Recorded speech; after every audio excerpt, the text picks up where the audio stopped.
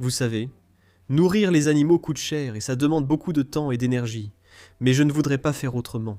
Mon jour préféré, c'est le jour où je peux donner des insectes à tous mes reptiles. Et c'est aujourd'hui. De Frankie à Diamond, et même jusqu'à notre nouvel animal, Brandon, nous allons donner à manger des milliers de grillons, des vers Goliath, des vers à soie, et même quelques rongeurs aussi. Parce que le jour de nourrissage, c'est le meilleur. À l'étage, il y a environ 20 reptiles à nourrir. Nourrir votre animal avec une pince, ou même avec les doigts, si vous l'osez, est idéal pour créer du lien. Mais les dragons cornus des montagnes sont vraiment tranquilles, très calmes, et c'est une excellente façon de créer un lien avec votre animal. Alors ouvrons-leur la porte. L'idée, c'est juste de les attraper ainsi. Parfois, ils vont rater. Ce n'est pas grave. Certaines personnes préfèrent utiliser du bois ou même des pinces en caoutchouc parce qu'elles ont peur d'abîmer les dents. Mais ça devrait aller. Celui-ci, il s'appelle Pluto. Donc Pluto. C'est lui qui est toujours un peu plus bruyant ou toujours dehors, alors que certains des autres, on ne peut pas vraiment les nourrir avec des pinces. Je me demande s'ils vont manger celui qui est mort. Je vais juste lui laisser une seconde. Qu'est-ce que tu vas faire maintenant ? Tu es dans la fête. Voilà Mars. Avec ces animaux, ils sortiront pour la nourriture. Donc tu crées une relation de confiance avec eux, pour qu'ils sachent que tu n'es pas une menace. Tu utilises la nourriture de la même façon que tu le ferais pour dresser un chien. Si tu les nourris avec des pinces, ils comprennent que c'est sans danger. Puis tu peux les faire grimper sur ta main ou ton épaule. C'est ainsi qu'ils deviennent sociables. Tu peux faire ça avec plein d'espèces. Pas seulement les dragons à cornes des montagnes, c'est juste le plus simple à montrer. Je voulais commencer par celui-ci. Les lézards à collier sont amusants à observer car ils sont petits et courent partout. Et puis ils restent immobiles, assis à attendre. Ensuite, ils recommencent à courir partout et ils mangent tellement de grillons en même temps. Ils ressemblent à de petits rapaces au visage de crapaud. Je trouve qu'ils semblent moins cool que les varans, mais leur apparence a des traits sympas.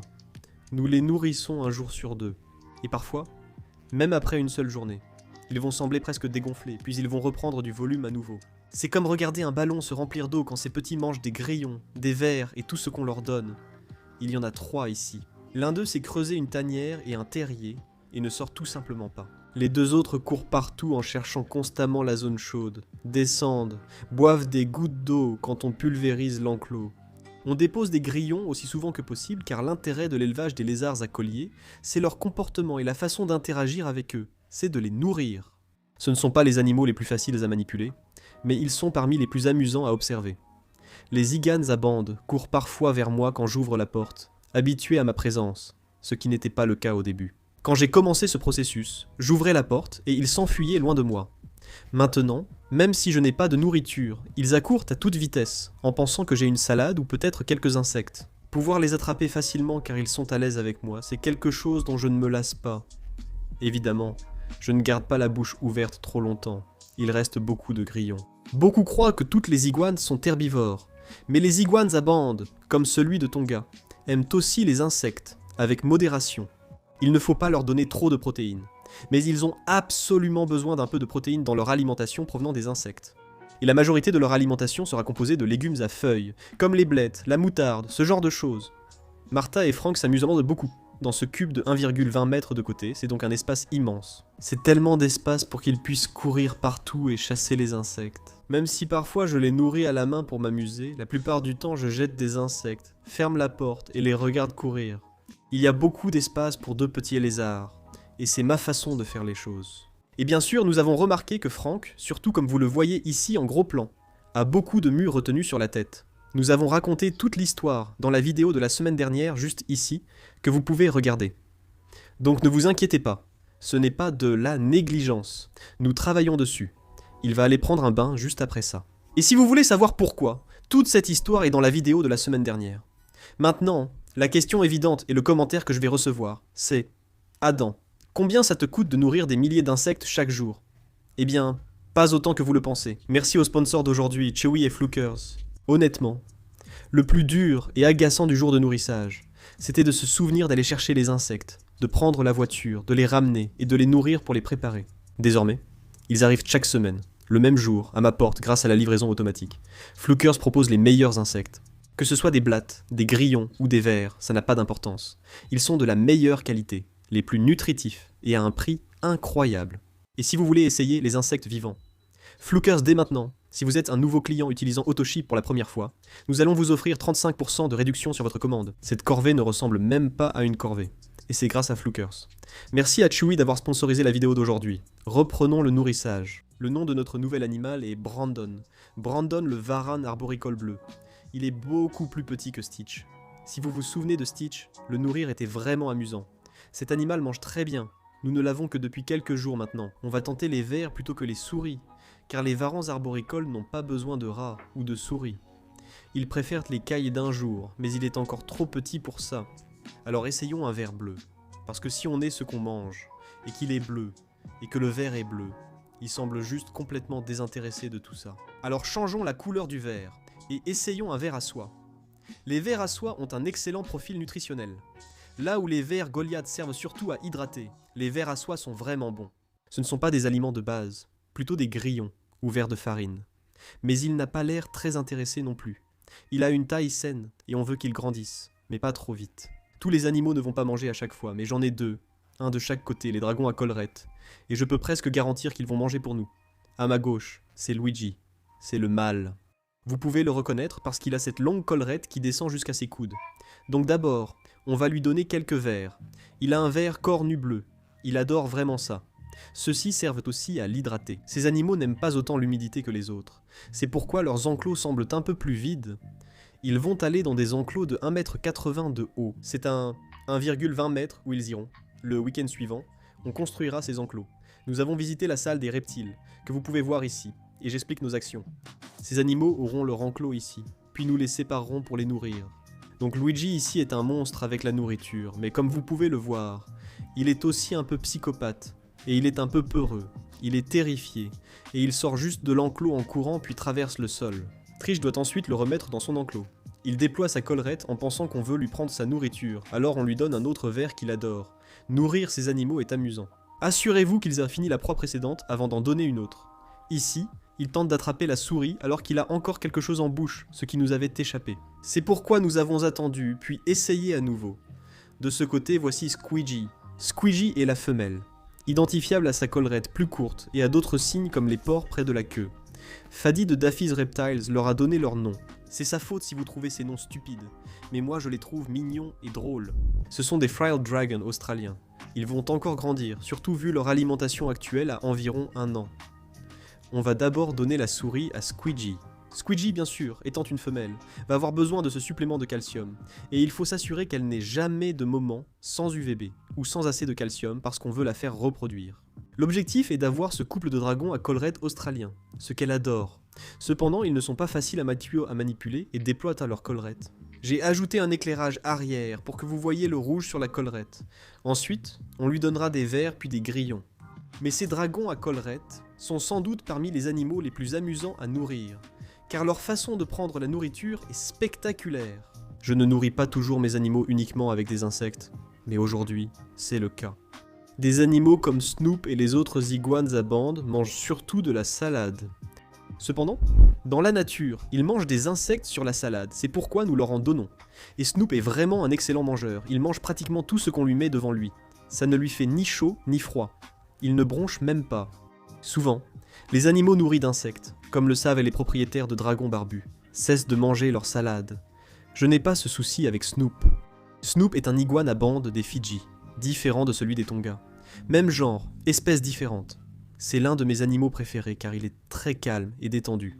Je n'ai jamais eu de souci avec Snoop. Il mange pratiquement tout le temps. Même quand il me regarde du coin de l'œil comme il le fait en ce moment.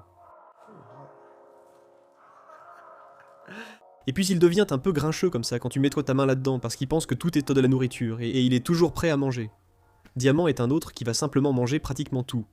La star de la chaîne, il mange ses légumes parfois, plus ou moins. Parfois il prend ses légumes et les utilise juste comme toilette, ce qui va aussi je suppose. Mais il mange des insectes, il mange parfois des souris, chaque ver que tu pourrais trouver. Il va aussi s'en nourrir. Parce que les dragons barbus, l'idée c'est que tu veux qu'ils soient faciles à gérer. Donner toujours les mêmes insectes est facile, sans changer le régime alimentaire. Je déconseille de donner beaucoup de super vers ou de vers de farine à carapace dure. Les vers de farine ne mangent pas leur chemin hors de l'estomac des dragons barbus. Je ne sais pas comment cette rumeur a commencé, c'est totalement faux. Mais ils ont plus de difficultés à les digérer. Les proies au corps plus mou conviennent généralement mieux aux dragons barbus. Donc, on leur donne des vers à soie. On leur donne des vers de Goliath, les bleus. Et puis bien sûr, on leur donne parfois quelques souris, juste pour leur faire un petit plaisir. Parfois, je verse simplement les grillons dans le bol de salade et comme ça, au début de la journée, il a tout le temps de les chasser. Et ceux qui lui échappent vont simplement manger la salade. Ils mangent encore un peu après avoir été nourris, ce qui est idéal car il faut les meilleurs nutriments pour votre dragon barbu. Pour cela, nourrissez les proies avant de les donner. Au fil des années, je dirais que Diamond a probablement mangé des millions de grillons.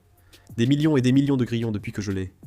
Je lui en donne, je ne sais pas combien, chaque jour. J'en ai probablement mis environ 70 là-dedans. Bon, peut-être pas 70, peut-être plutôt 35 ou 40. Et puis je vais les nourrir à nouveau demain. Puis j'attendrai un jour et je les nourrirai encore demain. Quoi qu'il en soit, nourrir Diamant ne devient jamais ennuyeux. Que ce soit avec une pince, avec mes doigts, au ralenti ou normalement. C'est amusant à regarder. À filmer et nourrir les dragons barbus n'est jamais ennuyeux. Même si les dragons barbus sont l'animal de compagnie ennuyeux que tout le monde a, je te promets que si tu en prends un, et que tu prends le temps de le nourrir, ce sera toujours aussi amusant la 100e fois que la toute première fois.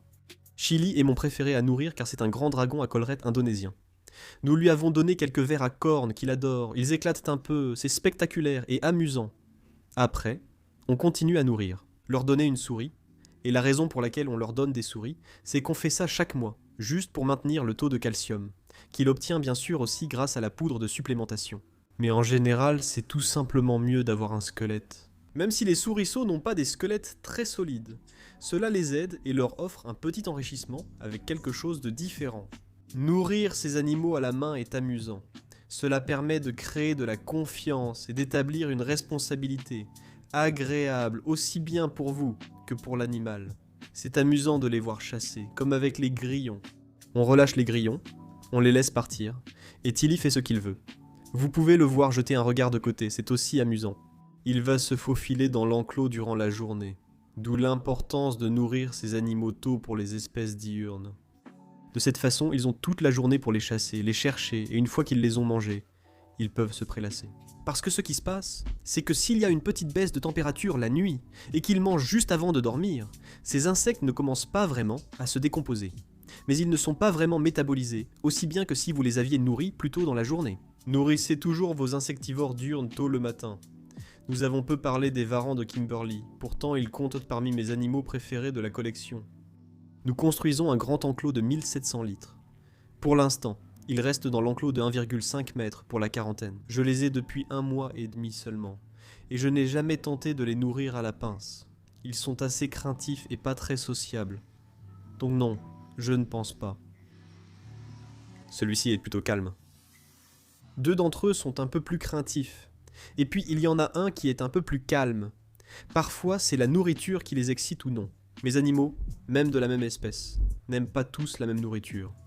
On va donc tester une petite souris rose déjà décongelée. Je les ai reçus ainsi, donc voilà.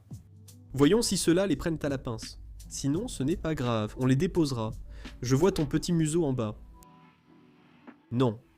Alors gardez à l'esprit que le dessus de ces briques est à 130, ou pardon, 124 degrés, ce qui peut sembler chaud. Mais un éleveur de varans de Kimberly m'a dit de les rendre encore plus chaudes. Je l'avais à 115 et on m'a dit « Essaye d'atteindre 130 ». Donc ils ont l'air d'aimer ça. Et ils ont plein de petits espaces différents dans les briques. Donc je vais juste les mettre partout sur les briques et on espère qu'on pourra les voir manger. Celle-ci, on l'appelait Ducky. Maintenant, on l'appelle Delta Echo Charlie pour des raisons évidentes. Parfois, elle prend avec la pince. Et pour tous les autres, on essaie aussi de gagner leur confiance car les varans Kimberly Rock sont très intelligents. Je sens vraiment la chaleur dégagée. C'est brûlant. Vous voyez le tableau. On fait ça pour chaque reptile. Et ça prend des heures à nourrir à la pince ou en jetant les insectes. Quelle est votre méthode ou votre animal préféré pour nourrir? Devrait-on faire une vidéo où on nourrit tous les serpents? Dites-le en commentaire.